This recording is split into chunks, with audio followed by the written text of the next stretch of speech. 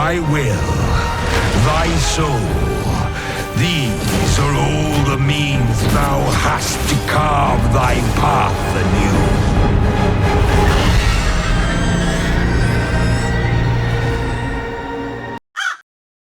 anew. Testing, 1, 2, 3. Hello, crows and non-crows alike. My name is Joe Mack, otherwise known as Support Crow, and today I am introducing to you the epic and massive quest that is Dragon's Dogma 2.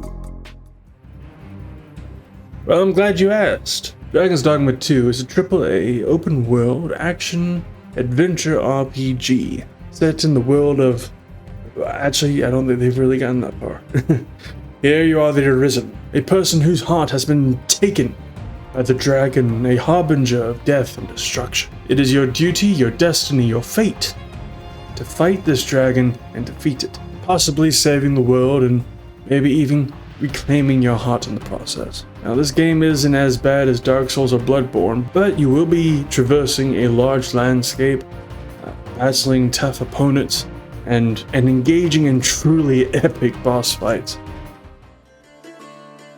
Oh yes, it definitely has one of those. In fact, the developers themselves have described it as modeling a character out of clay. And since the team's artists definitely wanted to put more detail in, they have definitely invested some time into it. The game's use of photogrammetry technology allows you to create characters that are very photorealistic.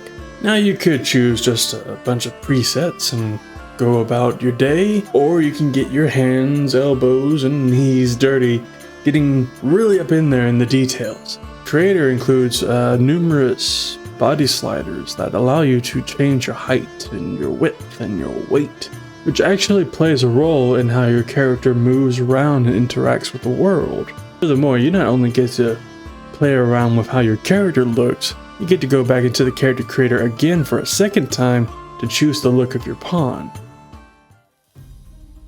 A pawn is an otherworldly being that travels through different parallel worlds, seeking out sources of strong will. Their duty, their purpose, their entire identity exists solely to serve the Arisen. And before you ask me who the Arisen is, that's you.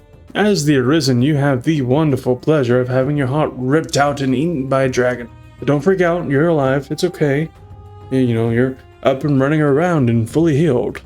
Aside from missing a heart, because you know, magic. And as the Arisen, you are called to endure a great quest, to defeat the dragon, to take back your heart, and possibly, just maybe, save the world from destruction.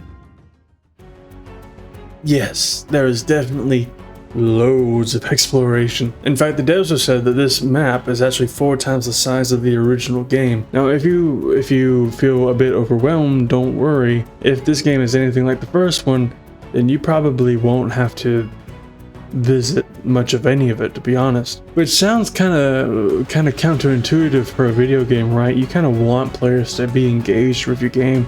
You want to lure them out there to kind of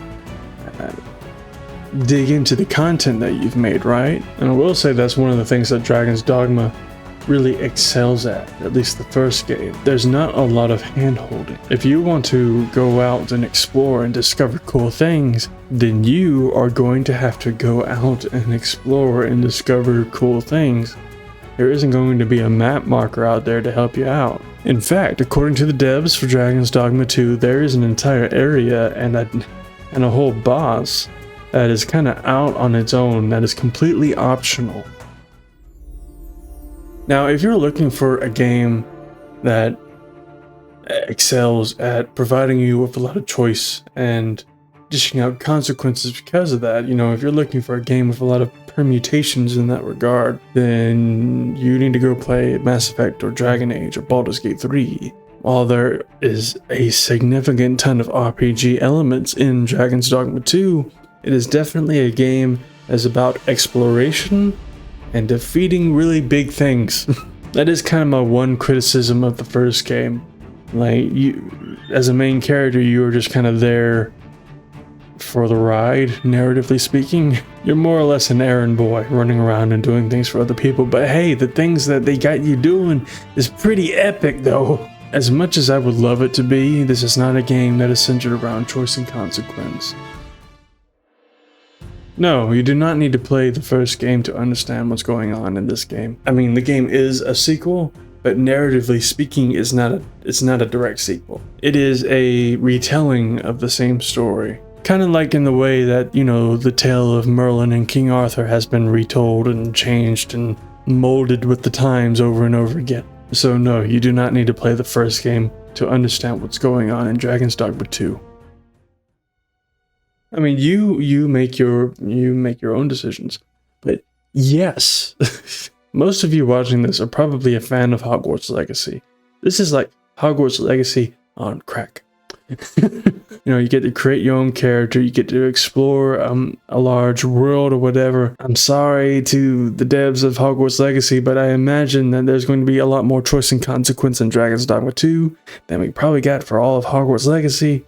You get to have these really awesome boss fights. You'll be fighting dragons and Medusas and Sphinxes, and there's like this big, like giant, you know, robot person coming out of the sea, you know, that you gotta fight. And, you know, so yeah, you know, if you enjoy a very extensive character creator with multiple vocations where you can do all kinds of crazy things. If you're like a sorcerer, you can summon a tornado. Like, come on.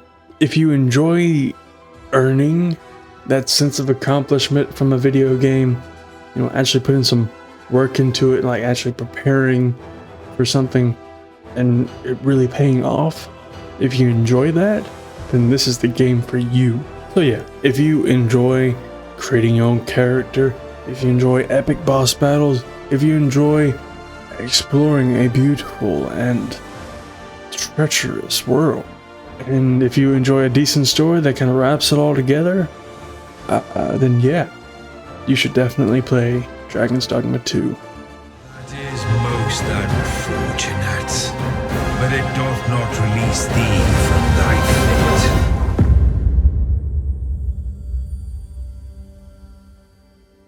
I hope that answers some questions, or at least it gets your feet wet about Dragon's Dogma 2 and whether or not you're interested in it. And if you have any more questions, feel free to let me know down below. Maybe I'll make a part 2 of this kind of video, but using your questions down in the comments. Until then, though, be safe, be well, be kind. Bye-bye.